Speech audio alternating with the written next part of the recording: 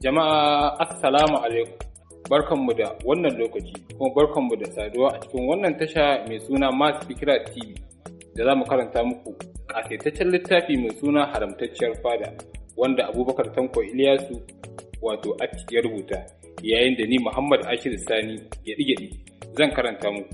Idan masu sauraro ba su manta ba, a kashi na 3 mun tsaya a inda Sarki Maharaj yake nuna mutanen garinsa irin bakin artabun da Sarki Jazba ne da wannan macijiyar da ta gagare su. Har ta kai ta kawo wasu waɗansu sun tsorata, har ta kai su da rikicewa da wuɗiya yayin da waɗansu kuma suke yunkuri shiɗewa. Yanzu za mu ɗora a kashi na 4.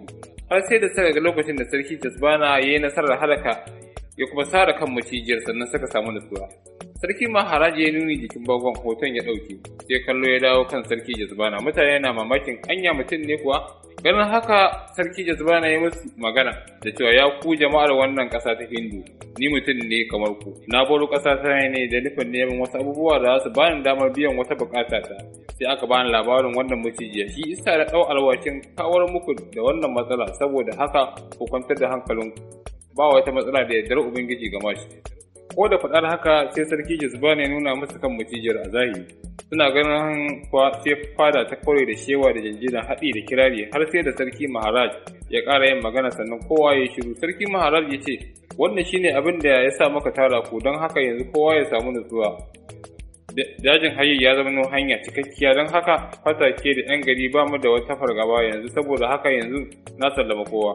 Nan take fada ta watse, kowa na faɗin albarkacin bakinsa. Sai Sarki Maharaj ya musu jagoranci zuwa wani ɗakin ganawa manyan baki a cikin masarautar. Ko da isa ɗakin sai ga waɗansu kujeru na alfarma. Sarki ya musu umarni suka zauna. Ya kai wannan sadaukin sarki, ka sani na ɗau maka alwashin sada ka da sarkin barkwanci Sinoni. To yanzu zan yi masa umarni ya shigo gare ka, amma duk abin da Sinoni zai tambaya na game da ladansa na riga na bashi. Don haka babu darhami ɗaya daga cikin dukiyarka da zai salwanta. Bayan haka kuma ne maka alƙawarin zan ƙara maka wata dukiya mai yawa da guzurin da zai ishe ka wannan tafiya taka. Ko da jin haka sai Sarki Jazbana ya yi godiya ga Maharaj. Ya kai Maharaj, batun guzuri da kace ka bani, ina da guzurin da zai ishe ni a tare da ni. Don haka tunda kai nufin bani da na bayar da shi ga talakawanka. Sarki Maharaj ya yi murmushi sannan ya ce, babu komai, za a aikata hakan idan mun fita. Zan turo maka Sinoni yanzu ku gana. Sarki Maharaj da wazirinsa suka yi sallama da Sarki Jazbana. Sarki Jazbana na zaune a ɗaki sai ya ga wani mutum mai matsakaicin tsayi da siriri ya shigo ɗakin a yayin da yake lankwasa kansa gefen dama da hagu. Yana wa Sarki Jazbana wani irin kallo, wai kadda a ce kai ne sadaukin sarki kuma a ce aljani sadaukin sarki, domin kai ba mutum bane. Idan sun yadda aini ban yadda ba, domin na gaya wa iyalina zan yi wasu aljani rakiya, idan har na dawo da shanyayyen hannu ko kafa to kar su zargi kowa illa son kuɗi na. Ya ƙara safi da Sarki Jazbana, amma fa matata kaɗai na gaya wa haka, yara na ban san da haka ba. Sarki Jazbana ya yi dariya sannan ya kalli mutumin.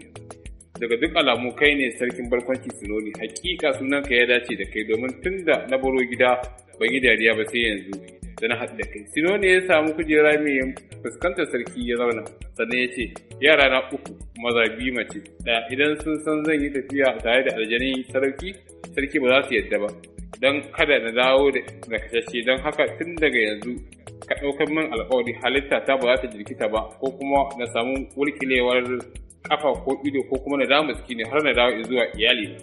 Sarki Jazbana ya murmushi sannan ya ce, ya kai Sinoni, aikin da za ka yi bai shafi yaƙi ko wani aiki na haɗari ba. Aikin ka kawai shi ne nuna mini hanyar zuwa dajin Zabarut inda dodo makawo ne yake, da kuma tsakiyar Rumaliya wajen cikakken kifi shak, da kuma cikin birnin San inda za a nemi sarkin ya bani aron ƙwararren likitan sassa da zai yi wa 'yata aiki a Kola. Bai gama maganarsa ba, Sinoni ya tare numfashinsa da cewa, ya kai wannan aljanin sadauki, ka sani cewa in dai za mu je waɗannan gurare sai dai na tsaya daga nesa ina mai maka nuni da abin da za ka yi, domin tun da uwata ta kawo ni duniya ban taɓa fuskantar takawkiya irin wannan ba. Sarki Jazbana ya ce, babu komai, yanzu ka je ka gama shirinka don gobe za mu tafi. Sinoni ya miƙe tsaye, aini tuni na gama shiri na yanzu. Kawai zan koma masaukina ne na jira zuwa gobe da za ka fara kafcan. Ko da wayewar gari sarki ya gama shirinsa tsaf, a yayin da Sarki Maharaj da kansa ya yi masa rakiya zuwa kofar gari. Sinoni na biye da su, sai da wasu dakaru kimanin su 15 suka biyo su. Ko da isar su kofar gari sai aljanin Galmahak ya taso daga inda yake ya zo gaban su. Sarki Jazbana ya miƙa wa sarki Maharaj kan macijin da ke cikin mayafin, sannan ya ce ya kai babban sarki mai daraja, hakika ba zan manta da irin karamci da kai min ba, saboda haka ga kan macijin nan ka sa a kafe shi a kofar birninka saboda ya zamo shaida ga dukkan mutane cewar an halaka macijiyar. Ko da sarki Maharaj ya ga haka sai ya ce ya kai sadaukin sarki, ina ƙara mika jinjina a gare ka, kuma tun da ka ce haka kafin a kafe kan macijiyar lalle sai na sa an sassaka gunki irinka, sannan a sa kan macijiyar a gefen inda kake domin ya zama tarihi duk wanda ya gani ya zanto abin tuna ga irin wannan bajinta da kai. Ya ƙara da cewa a wani lokaci can baya na so na je na kashe macijiyar da kaina, sai na yi wani bincike na tsafi, sai na fahimci cewar tsafi baya tasiri a jikin macijiyar. Dalilin da ya sa na fasa yakar macijiyar kenan. Na san kai kayi amfani da zunzurutun jarumta ne ba tsafi ba, shi ya sa ka zamto abin girmamawa a gare ni. Amma duk da haka ina bakin cikin abin da zai same ka na cin amana a sarautarka, amma da izinin abin bautar mu ba za a samu nasara a kanka ba, sai sarautar ta zama haramtacciyar fada a gare su. Da wannan lafazi nake maka bankwana da kuma fatan samun nasara a bisa duk abubuwan da ka nufa nema. Nan take sarki Maharaj ya juya zuwa cikin birninsa yayin da dakaru suka take masa baya. Sarki Jazbana ya yi shiru na ɗan wani lokaci yana tunanin maganganun sarki Maharaj. Zuwa can ya umarci aljani Galmahak ya ɗauke su shi da Sinoni zuwa dajin Zabarut. Nan take kuwa hakan ta kasance, suka luluka cikin gajimare, cikin ɗan daƙiƙu suka ɓace ɓat a cikin gajimare. A can ƙasar Madinatul Zaman kuwa Amnat mai jego matar sarki Jazbana ta kasance a tunanin mai zurfi tun bayan fitar aljani Suhail wanda yake a siffar sarki Jazbana daga ɗakinta, sai take jin wani irin yanayi a tare da ita wanda ta kasa fahimta ko menene. Abin da ya fi tsaya mata a rai ko dai Boka Hibbu ya faɗa wa sarki Jazbana wani abu dangane da ‘yarsu ne yake ɓoye mata tun daga shi yanzu dare ya yi bai zo gare ta ba kamar yadda ya alƙawarin, kuma ita ba abin yanzu ta ce za ta tura kansa ba. Jikinta ya yi nauyi sosai saboda tsanyen jego. Tana cikin wannan hali ne sai ga wata amintacciyar kuyangarta ta shigo cikin ɗakin. Ta riski uwar gijiyarta Amnat zaune a kan gado tana tunani. Nan take kuyangar ta rusuna a gabanta sannan ta ce ranki ya daɗe, kina buƙatar hutawa amma kuma kin zauna kina ta tunani wanda ba shi da amfani a yanzu, shin ko kina da buƙatar wani abu ne yanzu ne miki shi? Amna ta dubi kuyangar ta ce ina tunani ne akan can ƙasar mu ta Madinatul Shams, domin kawo yanzu mahaifina bai san na haihu ba, ballantana ragowar ƴan uwana su sami labari. Hakika na so mu yi wannan magana da sarki to, amma sai na ga kamar hankalinsa baya kanmu a yanzu. Ya ke amintacciyar kuyanga ta Shardida, ki tafi yanzu ki samu sarkin gida ki sanar da shi cewa a samu dakaru a tura su zuwa birnin mahaifina su sanar da su cewa na haihu, domin ko ba komai ya kamata a sanar da su. Zan ke daɗe ai na ɗauka tuni an aika da jakada, amma yanzu bari na tafi zuwa wannan sako naki. Ko da bikiyar koyon gashiyar dila sai ta ji wata iska ta bugi fuskar ta, nan take ta faɗi ƙasa cikin bacci mai nauyi, yayin da iska ta ƙarasa kan gadon ta ƙara bugar fuskar Amnat. Nan take ita ma ta bingire cikin bacci mai nauyi. Wannan shine abin da ya faru ga Amnat da amintacciyar kuyar gatta Shaddira bayan sarki Jazbana ya fita neman abubuwan da za a yi wa ‘yarsa magani da shi. Al'amarin sarki Jazbana kuma tun daga lokacin da suka bar ƙasar Hindu sai da suka samu kwana da yini suna tafiya ba su yada zango ba, saboda Sinoni ya gaya wa sarki sai sun yi tafiyar kwana biyu cur akan aljani Galmahak za su isa dajin Zabarut. Don haka sarki Jazbana ya umarci aljani Galmahak da kada su yada zango har sai sun isa dajin, don haka yanzu bai fi tafiyar rabin yini rana ba ya rage su isa dajin. Sinoni ya gyara muryar sannan ya ce ya kai sadaukin sarki, lallai akwai abin mamaki a tare da kai, domin kawai kai burin ka tunkari dolo makawo ne ba tare da ka san ya yake ba kuma ina yake ba a cikin dajin. To ka sani dodo makawo ne na zaune ne a cikin wani katoton kogo na cikin dajin da za mu shiga, sannan girmansa bai kai na macijiyar da ka kashe ba, amma fa ya ninka ta a masifa karfi da hatsari, domin babu inda kaifin takobi ko na mashi ke tasiri a jikinsa, sai dai idan ya fito duk yawan rundunar mayaka da suka yi karo da shi ba za su samu wanda zai rai ba, ballantana a samu labarin lagonsa. Abu ɗaya ne dai ake hasashen cewar a cikin kogon nasa da yake ciki akwai wani ƙaton rami da yake zuba duk wata ƙazantarsa haɗi da jinin duk wata abin halitta da ya kashe. Ana tsammanin wannan abin da ke cikin ramin zai iya zama makamashin wuta. Wannan shine kaɗan daga cikin abin da na sani dangane da dodo makawuni. Sarki Jazbana ya shiru yana tunani zuwa can ya ce, idan har abin da ka faɗa akwai to ka bani babban makami, lalle wannan babu gudu babu ja da baya. A wannan lokaci suka isa dajin Zabarut. Aljani Galma ya kasa ya ce, ya shugabana, ga wani daji nan mai shigo, ko shi ne dajin Sinoni? Ya ce, tabbas mun karaso dajin Zabarut na uban dawa, dodo makawani mai caskala mazaje ya shashsheke su, amma kuma banda aljanin sarki ni na sani, domin lokacinka ne kwarai lokacinka ne mai babbar sa'a za ka caskale shi kuma ka shashsheke shi. Sarki Jazbana ya murmushi a yayin da yi wa aljani gwamna haka umarni sauka a dajin. Nan take ya saki fukafukansa suka yi ƙasa suka dirge. Ko da saukarsu cikin dajin sai suka ji yanayin dajin da iska mai daɗi tana kaɗawa. Sarki Jazbana ya yi duba ya zuwa cikin dajin yana nazarinsa cikin tunani mai zurfi, sai ya ga bishiyoyin da ke dajin manya-manya ne.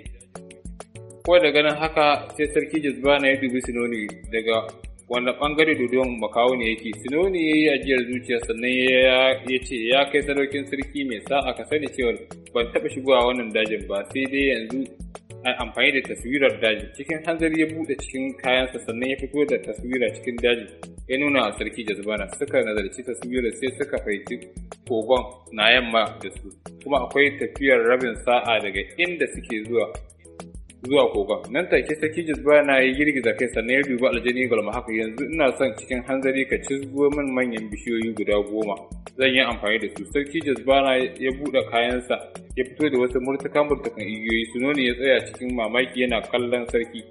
Nan da nan aljani Galma haka ya hau aiki cizgo manyan bishiyu har da jijiyoyinsu, har sai da ya tara guda 10. Sarki ya ga aljani Galma haka ya cika aiki a yayin da Sinoni ya zuba musu ido yana kallo.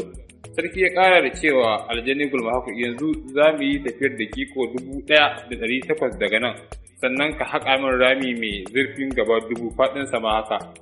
Sinoni ya dubi sarki, wai kai sarki me kake kullawa ne haka? Duk da tunani mai tunani bai isa ya fahimci abin da kake shirin yi ba. Sabuwar masana'antar cakwakiyar wohoho, ja mu je mai nasara. Sarki Jazbana ya yi wa Sinoni nuni da ya shiru sannan ya yi gaba. Ya ce aljani Galma haka ya biyo bayansa yayin da ya irga taku har ya kai da kiko 1,800 sannan ya umarci aljani Galma haka da ya yi maza ya haƙa rami mai zurfin gaba 1000 haka faɗinsa. Aljani akwai su da sauran aiki. Yadda kiku aljanin ya cika aikinsa, ko da ganin haka sai Sarki Jazbana ya ɗaɗɗaure bishiyoyin da aka cizgo a jikin wasu bishiyoyi da ke wajen, ya ɗame su sannan ya kai igiyar can gefe ya ɗaure ta. Nan take kuma ya ƙara umarta aljani Galma haka ya tattaro busassun gayyakin bishiyoyin ya cika ramin da su. Cikin tsananin zafin nama Galma haka ya aikata haka. Sarki Jazbana ya umarci Sinoni da aljani Galma haka da su koma can bakin dajin su jira shi kuma ya durfafi kogon dodo makawuni gadan-gadan. Sai da ya tafiya da kiku 1,800 sannan ya isa bakin kogon. Ko da isassa sai ya ji wani irin wari da ƙarni yana bugin hancinsa. Nan take ya cikinsa ya murɗa yana neman hararwa.